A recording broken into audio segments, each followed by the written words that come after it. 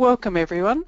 It's Darlene McLennan here, and on behalf of Attend and ADSET, I would like to welcome you all to this webinar.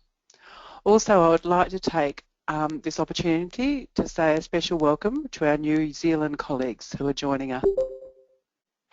It's great to have Frederic and Gemma from the Centre of Disability Studies presenting to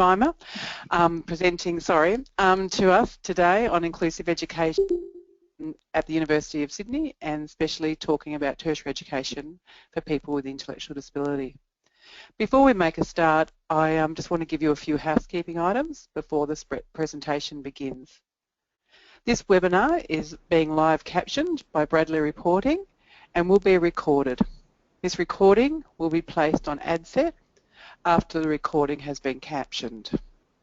Unfortunately, the GoToWebinar platform is not as accessible as we would desire for screen reader users. If you are a user of screen readers and have any questions or would like to ask or have any comments, if you could please email them to jane.hawkswood@utas.edu.au. All participants have been muted. This is to ensure as little background noise is received during the webinar.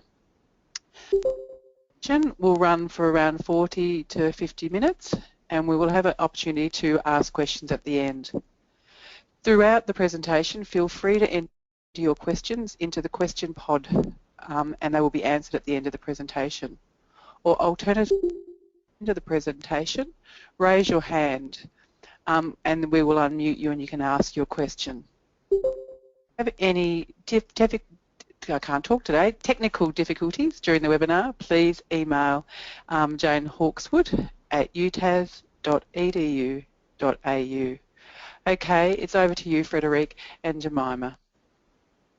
Thank you very much, Darlene. Welcome to this webinar, everyone. We are going to talk to you about inclusive education at the University of Sydney today, and we will specifically talk about our experience here at Sydney University.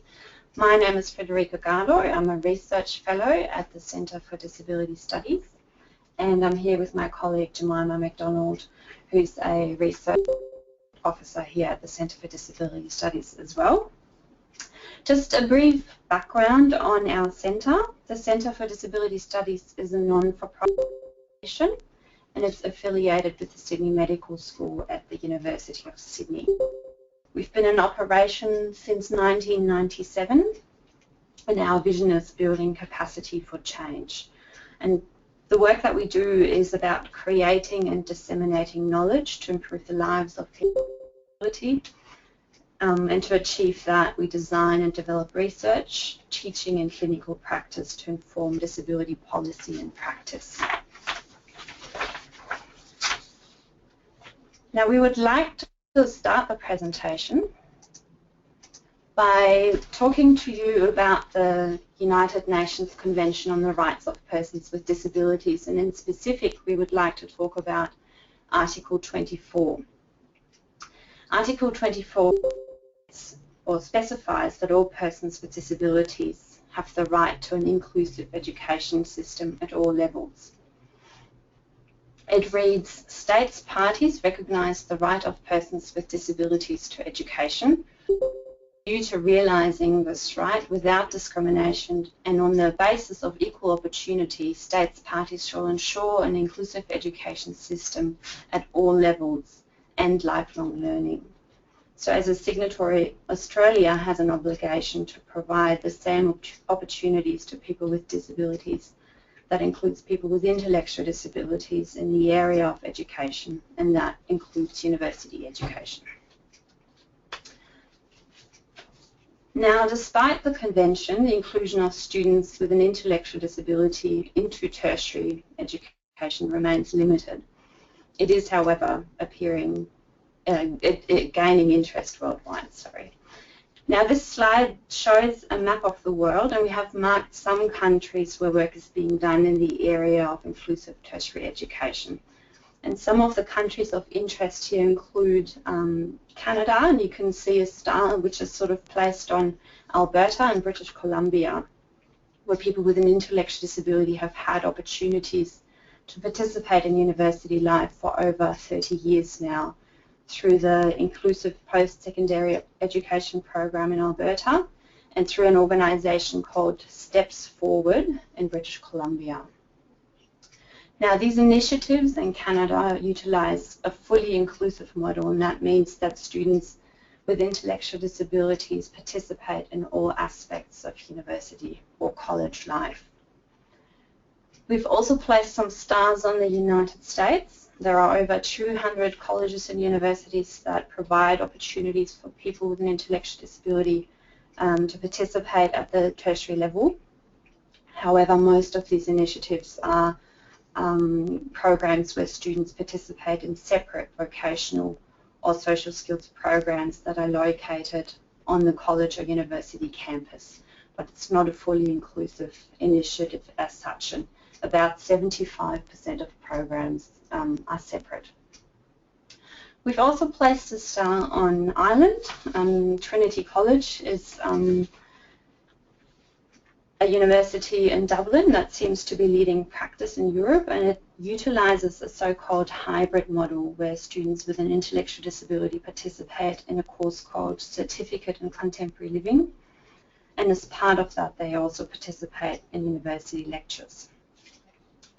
Now lastly, we've placed 2 stars on Australia, and here in Australia we've got Flinders University, which operates the Up the Hill project, and they've been doing that since 1999. And lastly, we've placed the star on ourselves here at the Centre for Disability Studies, where we've established the Inclusive Education Program in 2012. So you can see that today universities are shifting their paradigms to open their doors to a broader cross-section of the community, and that includes people with intellectual disabilities.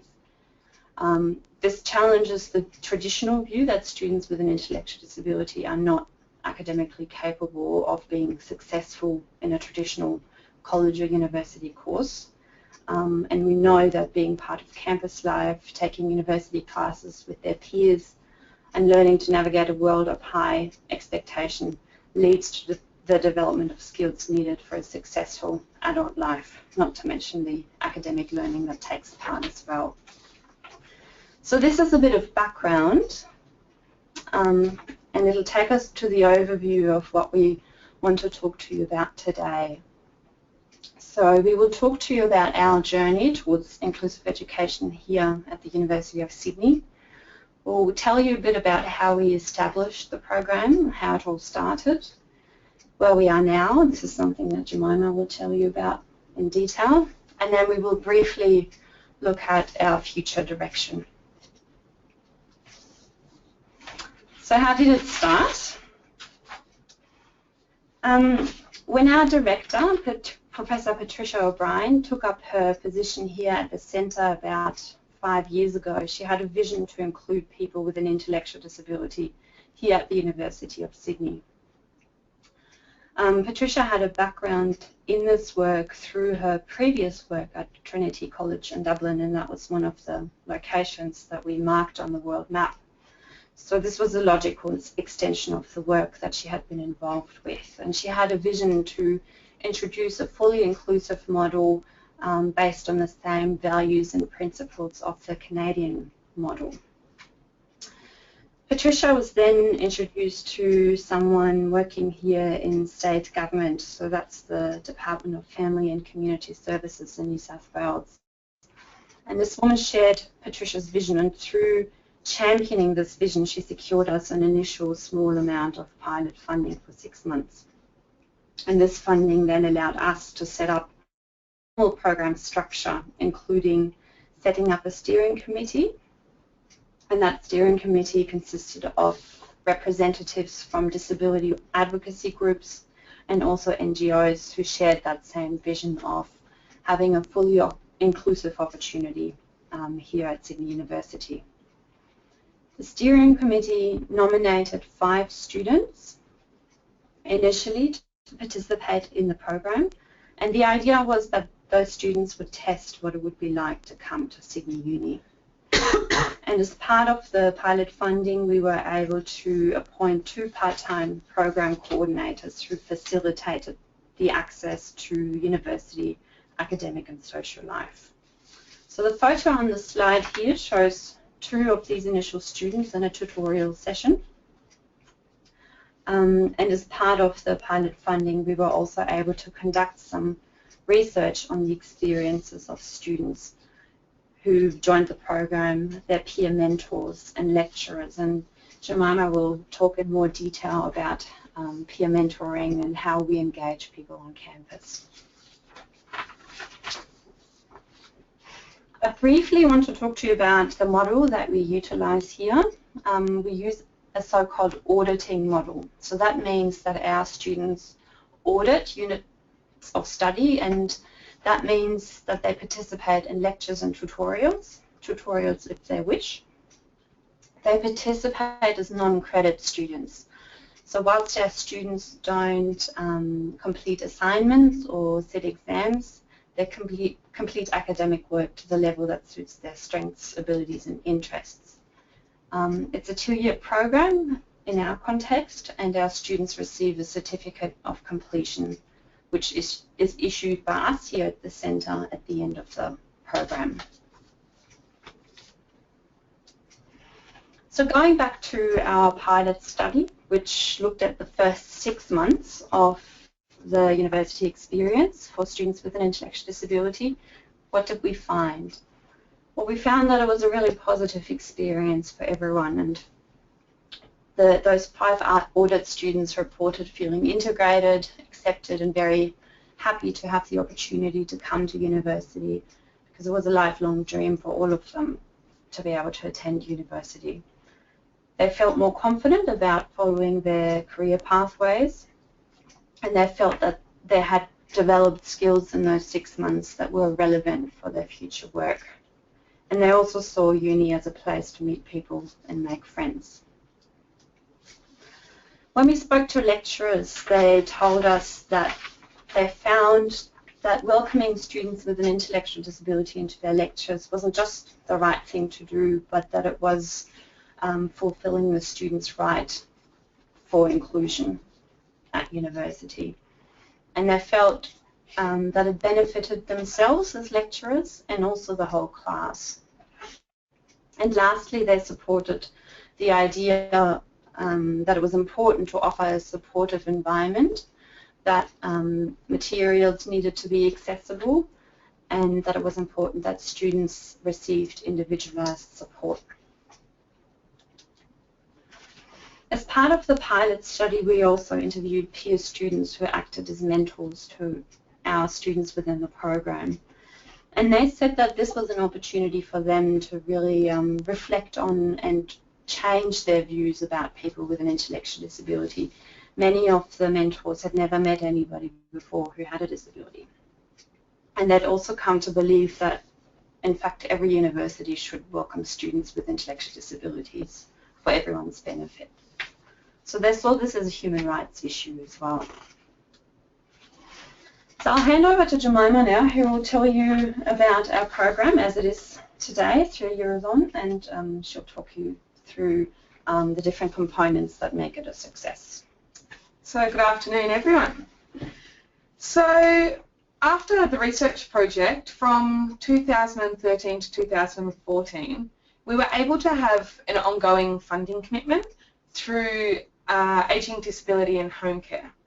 So therefore the steering committee decided that we would now be in a position to offer a 2-year and to double our student intake. So we went from 5 students to 10 students.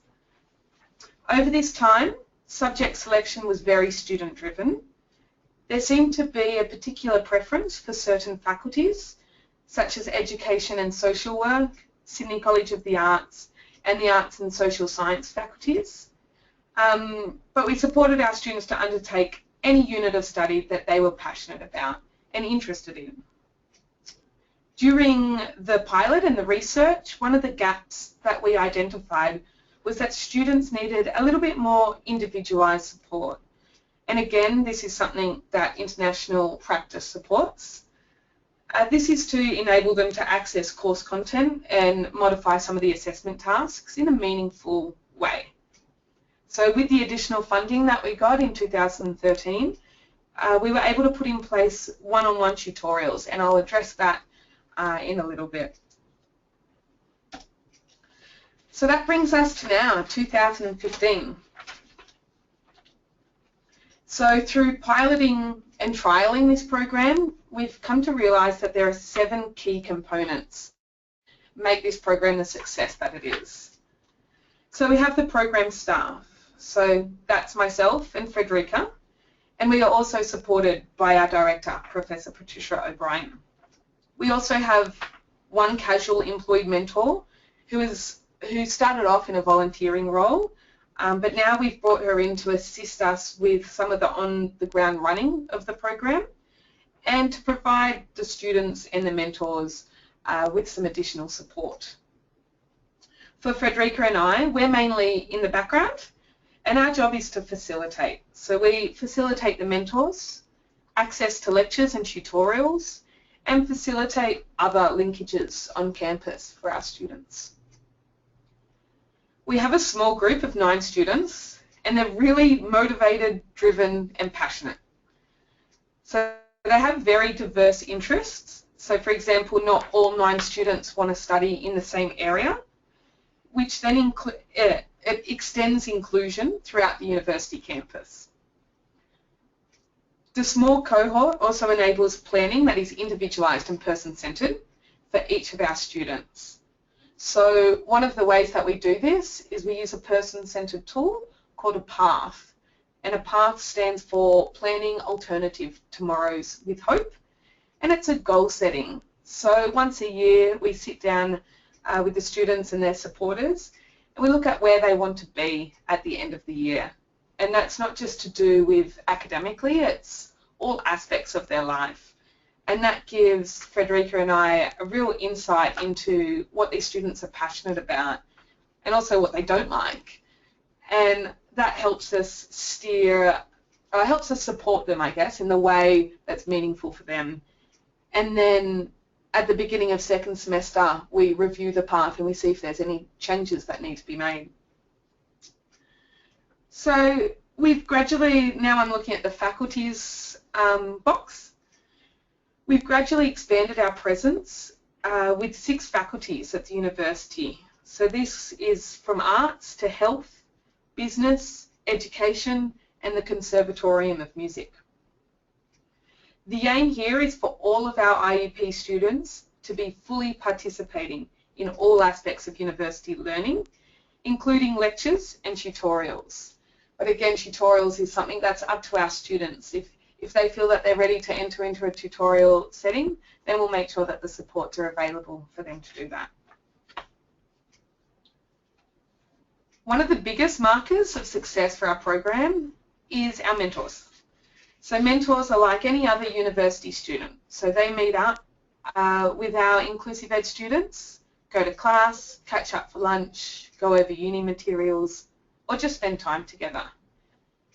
And we have 2 different types of mentors. So we have academic, and they're ones that will sit in the class. They might be enrolled in that subject, and they might sit next to our student, or they might audit along with our student. The other type of mentor is a social mentor, and like I said before, they might just meet up for lunch, they might hang around the uni, play sport, join a club or society, and many of our mentors are known to have a really good connection with our students, which then ventures off campus, which is fantastic to see. We have over 20 mentors each semester, and the numbers are increasing. So over the years, we've refined the way that we recruit our mentors, and I think this is getting better each semester. So we recruit through various avenues, and the first is through faculties. So most faculties have their own form of mentoring programs, so we tap into these at the beginning of each semester. The other way is through the individual units of study that our are participating in for that semester. So at the start of the semester, we send an email to our lecturers which they pass on to the students who are taking part in that subject. From there, the students contact us if they are interested, fill out a mentor application form, and from there we do a little bit of matchmaking. So this is one of my main roles in the program, and I meet with each of the potential mentors and match them with our students. So then you can see that we have one tutor. So as mentioned before, we have our own program tutor who is a university tutor and lecturer here at the University of Sydney in the history department.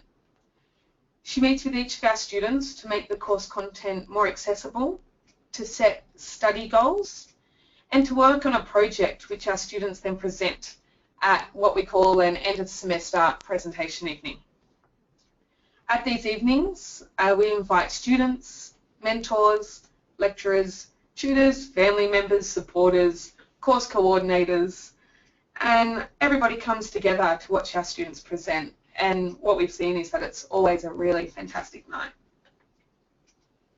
So the next box says University Social Life.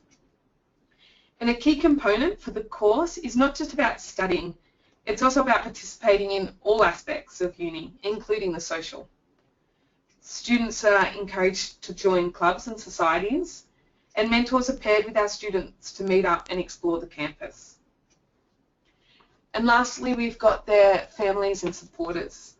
So the role of the supporters and families is really critical to the success. And we work really closely with the families and supporters to make sure that we have shared values so that they can provide input and the right amount of support that the students need. Now, we did have a bit of a video, but we tested it before and the sound didn't work very well. So I'm not going to play it all, I'm just going to play the start and I'm going to turn off the sound. One of the examples of the supporter engagement is a semester event called the Night of Supporters. So that's where ourselves, the students and their supporters, we come together to discuss the IEP and what's working, what's not working, what we need to change. So I'll just show you a little bit of a snippet from that.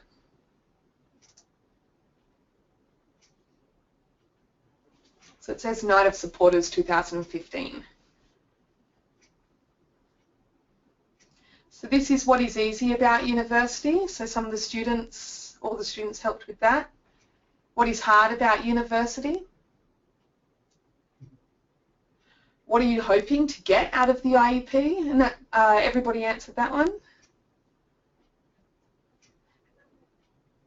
No, and now we're going to stop it there because the next part gets very difficult to hear.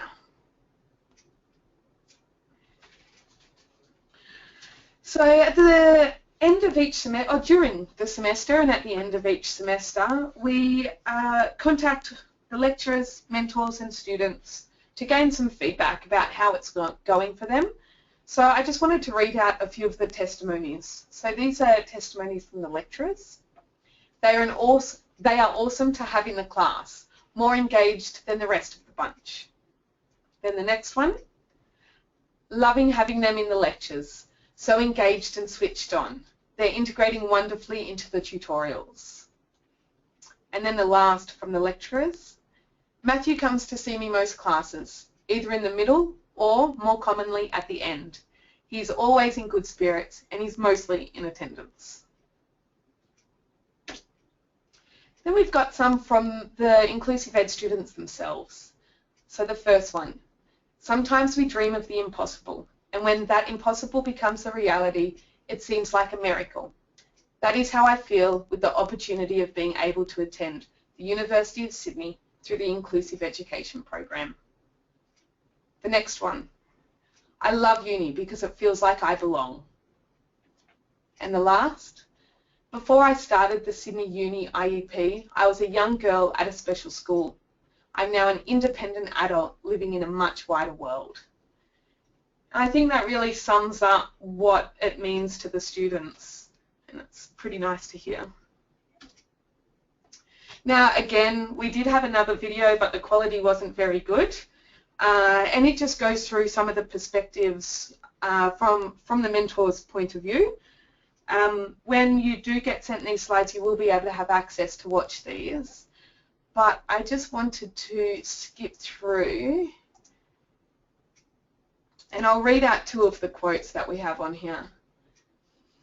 So this is from one of our mentors who's been in the program now for quite a few semesters. A caring community which shares love, equality and happiness through providing students with disability social and academic support so that the deserved rights of the students with disabilities are protected. And then the next one. The IEP has shown me the importance of creating education systems that cater to students with disabilities, rather than consistently expecting those students to adjust to mainstream teaching practices. I am so grateful for the opportunities the IEP has offered me. Being involved with the program has been an enriching and informative experience. And that's also again from a mentor who's now been in our program for a year. And that's, I think, what we see with a lot of the mentors when they come into the program. I'd say, you know, why are you in this? And they said, oh, we want to help a disadvantaged population. And then when I ask them again after a semester or a year, I say, you know, what have you gained from this? And they say that the students have taught them more than they ever thought that they would teach the students. So you can really see that swap and that growing in that knowledge and that awareness from the mentors. I'm going to pass over again to Frederica to have a chat about the challenges and the gains of the program. Okay, thanks Jemima. Setting up this initiative, so we're at slide 18 by the way, setting up this initiative here in Sydney hasn't come without challenges. And from our perspective, that's caused by the fact that traditionally higher education has always been perceived as a proudly exclusive environment in which only students who meet certain admission requirements are accepted and educated. So the university has always been seen as an exclusive environment by definition, you could say. So our task here is to break down some of those historical barriers, and some of those barriers are rigid entry requirements, prejudice, social expectations from peers, and also social expectations from university staff. Specifically in our context, the big challenges are around student status and the privileges that come with it. So earlier on in this presentation we talked about the auditing status of our students.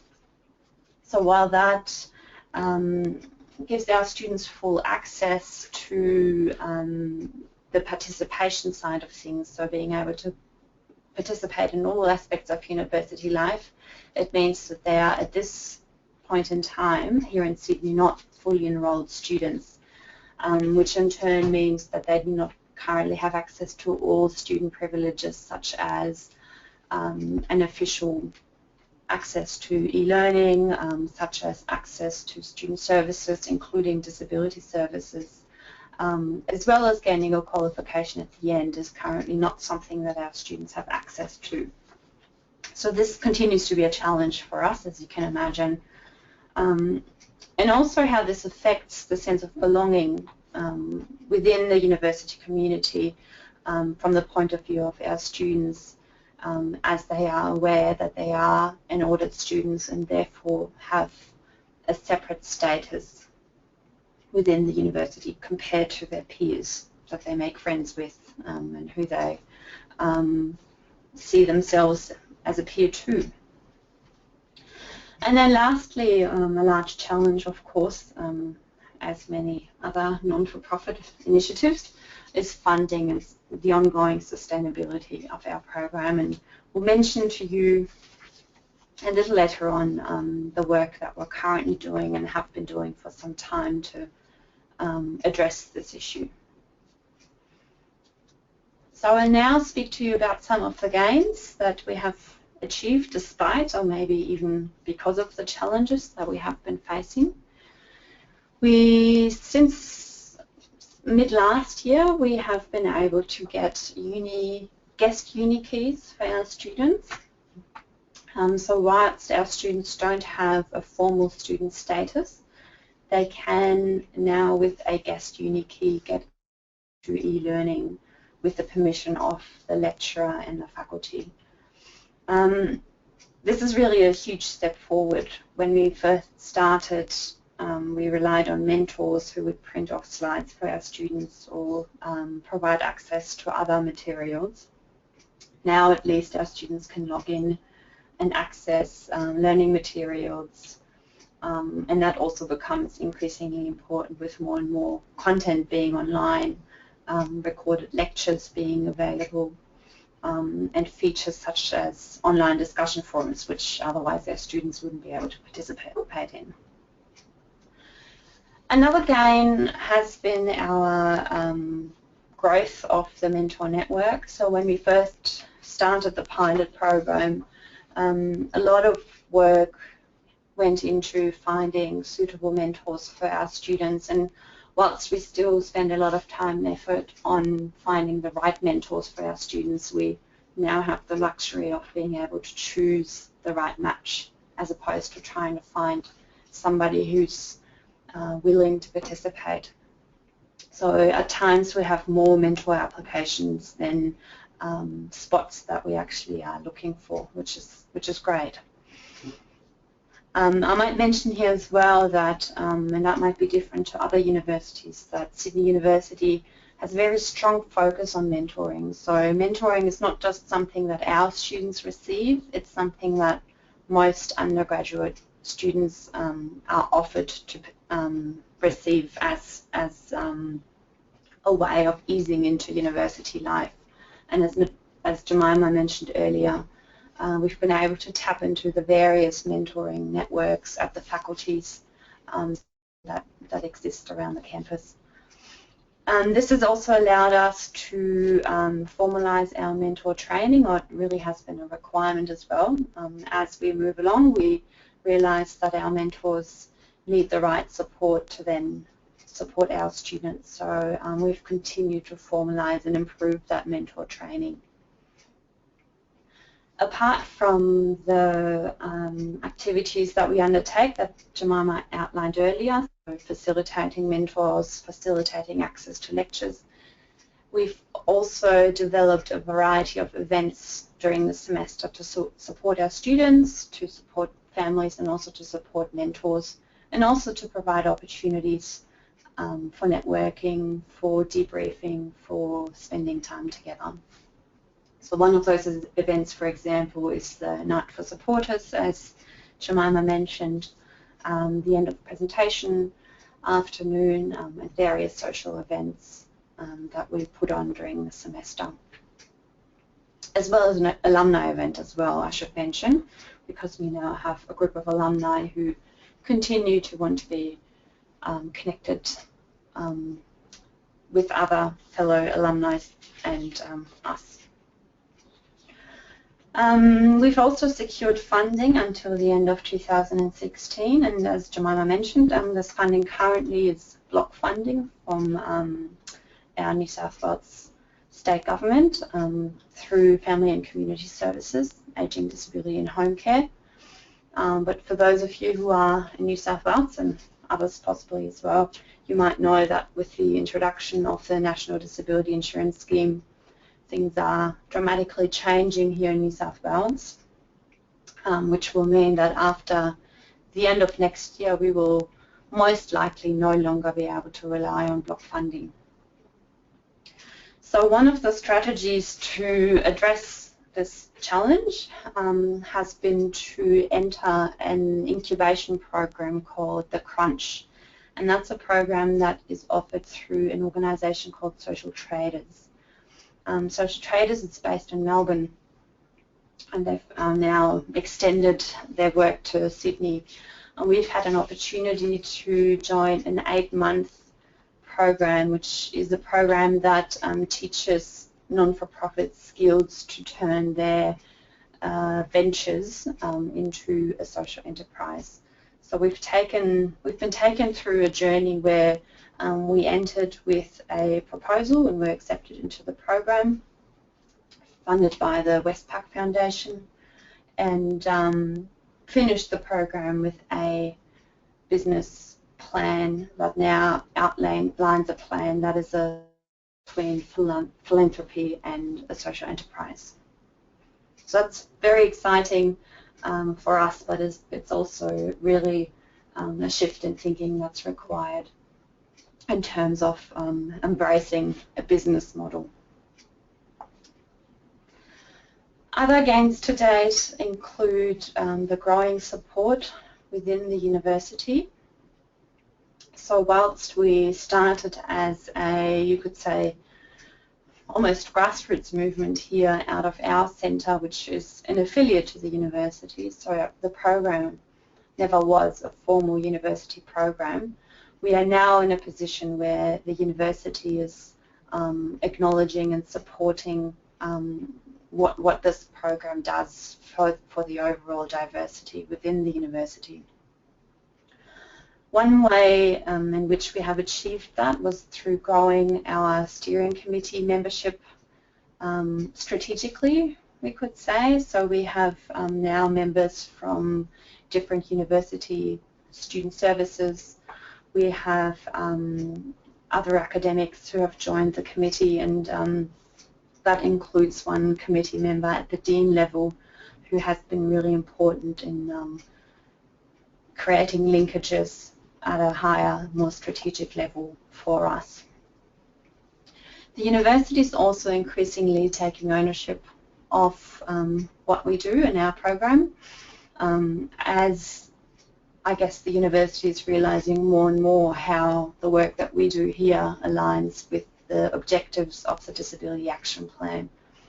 And therefore we were featured in the action plan, and we are also receiving increased publicity through the university, and that includes internal publicity such as staff and student news, but also external publicity, including writing media releases, and that's recently been picked up, so that's been really great for us. And lastly, a great way for us to promote awareness about tertiary inclusive education was Disability Awareness Week at the university this year in September, where one of our students, whose name is Christopher Bunton, showed a documentary that he was featured in, and this documentary is entitled Keeping Up with Chris. For those of you who are joining us from New Zealand, you may have seen it on TV in New Zealand. It was aired probably August this year, I would think. And it's a documentary that is about Chris's busy life. Chris is a gymnast and special Olympian. He's a gymnastics coach. He has several jobs. He's part of a theatre group, and he's also now a university student. And it was great to be able to show his documentary as a flagship event during Disability Awareness Week, and it was great to get that exposure on the university campus. Okay, now another gain for us, or what continues to be a gain for us, is how our students' interests drive our, as we call it, expansion within the university. So it's not us here at the centre who decide which faculties we link with. This is really driven by our students and their interests and the units of study that they want to take. So during the planning sessions, the path planning that occurs, we learn about our students' interest and then support our students to find the unit of study that's right for them. And then the next step is for us to go to the faculty, to the lecturer, and negotiate access to the lectures and tutorials. And that's really been a great journey for us, because over time we've really strengthened our linkages with those faculties where students seem to return to. For example, ancient history seems to be very popular, so we have great relationships there. But it also means that we continue to build new relationships. Sorry. Okay, we're at slide 21 now, and one last thing in terms of gains that I would like to talk about is a collaboration project that we engaged in this last semester, so that's semester 2 in 2015. For the first time in our journey, we partnered with the Faculty of Education and Social Work with a colleague called Dr. Michelle Bonatti, who joined the university from the United States earlier this year. And together with Michelle, we were successful in applying for an educational innovation grant through the university.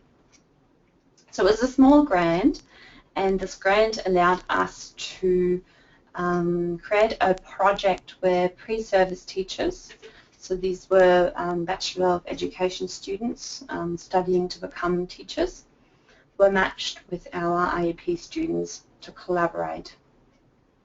And these pre-service teachers were studying a third-year subject called Positive Approaches to Special Education. Now, traditionally or usually, these teachers are required, or pre-service teachers are required to do some volunteer work. And what often happens is that they might volunteer for an organisation where they will provide a service for somebody with a disability, and often that can really reinforce some stereotypes that these pre-service teachers might already have in their mind about people with a disability. So the aim of this project was really to shift that traditional project from a doing for to a doing with project, where our students and the education students truly collaborated on a project. And the way that it worked was that our students were matched with a group, and as a group they decided on a project that related to the IEP students' unit of study, but that also met a community need. So it was about putting academic learning into practice. In one example, one of our students was studying ancient Roman history, and with her group she created a resource for primary school kids to learn about ancient Rome. They went to a local primary school and did a reading to the class. So as a group they carried out the entirety of the project and documented the whole journey through a 5-minute video. And then in this 5-minute reflection video, the process could be viewed by people who were interested in how the project worked, and we were able to show this video at the end of the semester at the presentation afternoon. And it was a great way to celebrate the collaboration. So we just wanted to share this with you because it shows how we have slowly, from being a very small initiative, we've slowly been able to increase our linkages within the university through targeted collaboration. Okay, I've talked enough, and I'll hand over to Jemima, who will talk to you about what the future holds for us. So we need to secure ongoing funding for a sustainable future. So as Frederica said, our funding runs out at the end of, most likely will run out at the end of 2016. So we will also be looking at opportunities arising through the launch of the NDIS. Currently, some of our students are on individual packages, and they use this for extra support with the program. So, for example, they may have a support worker who assists them with travel training and learning the routes to uni and back again. And this is an area that we can't cover with our current funding.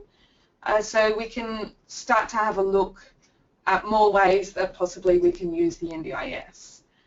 As Frederica also talked about, the corporate engagement.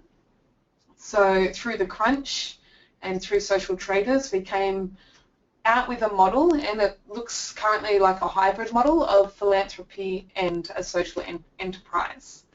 We're looking at, from the social enterprise section, scholarships that corporates kind of buy into so that they can follow the journey of these young people through university.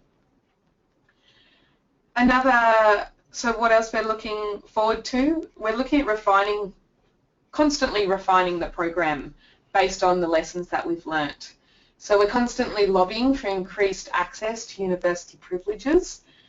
So as we said, we've got the uni key, but how we can more engage with clubs and societies and access to student services. We're also currently developing opportunities for our students to engage in internship and employment opportunities. So what we saw with our past cohort, they finished the 2 years and we saw a gap, and that gap was between our students finishing and the employment sector. And if you look at most current students at university, they often, during their time at university, will partake in internship opportunities. And so we want to try and mimic and fully include our students into what that would look like. So we're looking at how we can, in their last few semesters of the program, they can go out and do a range of internships. And then that will hopefully bridge that gap into employment where they can have really meaningful employment opportunities. So that is the end of our presentation. Our contact details are on the screen, and if you want to, you can go to our website, and on the left-hand tab there's a section under education, and you can go into the inclusive education section, and in there it tells a little bit more about the program. It also gives a lay summary of the pilot findings from the research in 2012. And we're done. Great. Thank you very much, Frederique and Jemima. That was absolutely brilliant, awe-inspiring actually. You've ignited a passion into me. I'd be scared. Now, if people would like to ask a question, they can either use the chat pod, or they can raise their hand or email Jane Hawkeswood, and I'm happy to ask those questions. While we're waiting to see if people do, I'm aware that you had a forum last week. Was there any outcomes from that session that you could report back to us? Yeah, sure. I'll just give you a brief background on the forum and why we held this. Since the start of starting the program, we've really been interested in having linkages around the country, but also with our neighbours in New Zealand, to bring about change in terms of access to tertiary education for people with an intellectual disability. And this forum last week was really about bringing people together who were passionate about and interested in this area. So we had several talks about inclusion. More generally, we looked at what is needed from our perspective, but also from the perspective of others in terms of bringing about change in Australia. We looked at some of the international models that currently exist and how we might be able to apply them here. We presented on the program here in Sydney, and we also invited our colleague Lorraine Lindsay from Flinders University, who talked about their experience. And I think one thing that came out of the forum is that there's already, despite the limited opportunities for people with intellectual disability in Australia, there's already, between the two programs that exist, a wealth of knowledge as to how it might work. And we know that many other universities are at least thinking about it. So one thing that we really want to achieve through this forum is to mobilise a network of people around the country who are interested in seriously doing something about this. So hopefully we can then also develop a framework and some best practice guidelines to make sure that the experience is really a positive one for anybody with an intellectual disability who does enter the tertiary sector. That's great, thank you. Now we just have had a couple of questions coming in. One was from Deb Duffy, and just how are students chosen for the program? Is there a selection criteria? Yes, there is. Initially students entered through word of mouth, really, because we were such a small initiative. In 2015, so for semester 1, we, for the first time, had to make a selection, which was difficult. The way that we went about it was we offered an open day to people who were interested last year in October, and we advertised that widely, and it gave people an opportunity to come along and engage with us, and we tried to design the day in a way so that people had a bit of an insight into what might it be like if you came to university. So it was sort of the day in the life of a university student. And then if people were still interested, they could put in an application, and we then selected students based on their motivation, based on their interests as well. We obviously wanted to select people with a diversity of interests, as opposed to 9 people wanting to do the same thing. Flexibility, also time commitment. So there were a range of factors that influenced who we chose in the end. We did have quite a few applications from people who purely had mental health issues. And so we had to say no to them because they could go through the typical university path and access disability services. So that's the assumption, at least. That's the assumption. But currently funded through Aging, Disability and Home Care. So the criteria, of course, is also that the person has an intellectual disability. In terms of literacy, we really weren't looking at that. We know that we can support our students through mentors and through our one-to-one tutor, and so we were more looking for students that were motivated and that wanted to learn. Yeah, that's great. Now, just quickly, just as we're coming to the end of time, just one of the questions is just around: is there any student fees, or do students pay any fees, or is there any cost to students? Not at this point in time. Through the block funding that we have, we are able to offer this free of charge. It is likely that this will have to change in the future when we no longer have block funding available. So we are looking at other models, and as Jemima said, that might include scholarships, but it might also be necessary for students to make a contribution to the cost in the future. Excellent. Well, thank you. I mean, interesting, I met with the National Disability Insurance Agency last week in Geelong at their national office, and I spoke to a staff person there who was an alumni of the University of Sydney, and she was very keen around looking at the issue of access for people with intellectual disability into universities, so I think it's something we could certainly have further discussions with the agency on, which is quite exciting. So thank you to both of you. It was an absolutely fantastic presentation. This is going to be our last webinar for the year. I just wish to thank everybody who has joined us for this one and ones in the previously. Thank you very much for your support. I know from the feedback we received that they're very useful. And today's, I think, it just goes to show that there's lots of hopefully change within the sector around this issue, and hopefully we'll see more work. I'd just also like to thank Bradley Reporting for their great captioning this year and for today. And just lastly, just a bit of a plug for ADSET. We're actually doing an article which will be out in our next newsletter around the University of Sydney and the great work that they've actually done around the Disability Action Plan. Just what you were saying, Frederic and Jemima, about the Disability Awareness Day and the Disability Action Plan that the university has done was quite awe-inspiring for me as well. So we actually have interviewed a couple of staff at the university, and we'll actually have that on the on our website, on our newsletter. So so we might put a little bit of plug in for your program as well. Oh, that would be great. Yeah. Well, all right, we'll finish now. Any other last comments, Frederica or Jemima? Are you?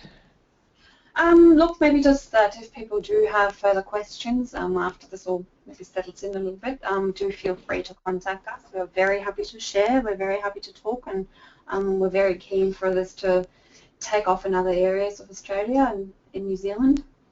So please do contact us. I've just had Excellent. another one, Darlene. Oh, okay, sorry. Yep. This is from Julie. Thanking the presenters for the detail of how this excellent program works. I was particularly impressed by the depth of the inclusion. Often we see people attending a college or uni, but on a separate course. And the question is there any information on how much the course costs per student? So I'm interested in promoting this approach and wonder if it could be sold as a business or income stream to the uni.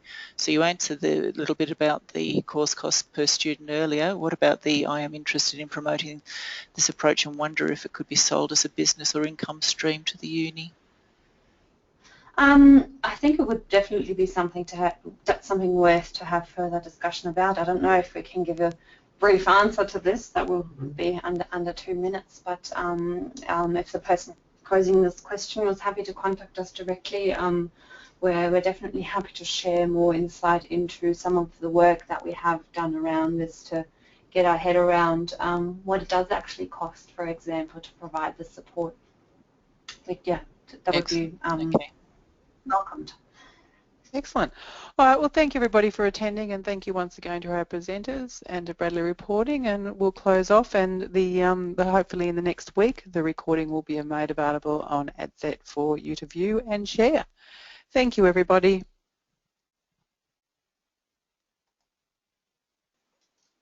Thank you.